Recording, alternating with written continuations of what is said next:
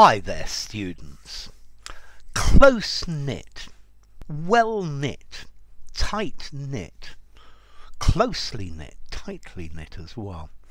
Okay, these phrases we are using as adjectives to say that a group is closely linked, they're closely connected.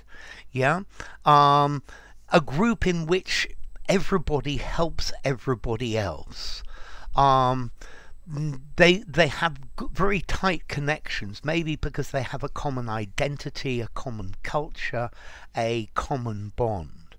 So, for example, a well-knit team of mediocre players can often beat a team of really good players as long as the mediocre players are a very close-knit and well-knit team, and the other team, the excellent players, they're all playing as individuals. So, for example, a close-knit community. Yeah, a community in which everybody knows everyone else and everybody helps everyone else. Yeah, a close-knit family. Yeah, they don't keep secrets from each other. Yeah, they're very close to each other. Well-knit.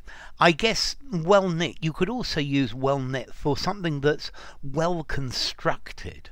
Yeah, so this plan was very well-knit. Yeah, it holds together firmly. So notice this, to knit. Yeah, to knit is to make thread, wool thread, into a piece of fabric. If you want a jersey, then take a couple of knitting needles and some wool and start knitting. Yeah, so you take this thread and you suddenly make it into a piece of fabric, and that's the idea of to knit. So closely knit, held together very closely by social or cultural ties. Yeah, yeah, the close-knit villages. I think immigrant communities are much more close-knit than others because each person supports themselves very well. Well-knit. Okay, I think this plan is very well-knit. Yeah, it holds together well. Yeah, it's very cohesive. This essay is very well-knit. Yeah, it's tightly knit. I think a tightly knit community, bound together by strong relationships and common interests. Yes, that supporting each other, intimate or social cultural ties. Yeah, these ties could be economic as well. So I think the economies of Spain and Portugal are close-knit. Or perhaps the relationship between France and Germany is much more close-knit than the relationship between the UK and either of those countries. Okay, so joined together. A close-knit group of people, they have close links, they do things together, they take an interest in each other. They're closely joined. Yeah, so a tightly knit team are united. Yeah, they're organized, they work together. And that's the idea.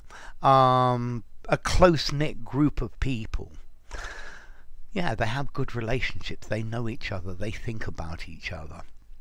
Okay, so formality, close-knit, tightly knit. I think I'm going to give this 4.5 in formality, maybe even a 5. I think 4.5.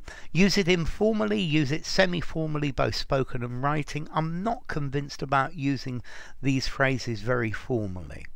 And then, as I said, it comes from the knitting that you do. Yeah, knitting from knitan in Old English, to tie or to bind.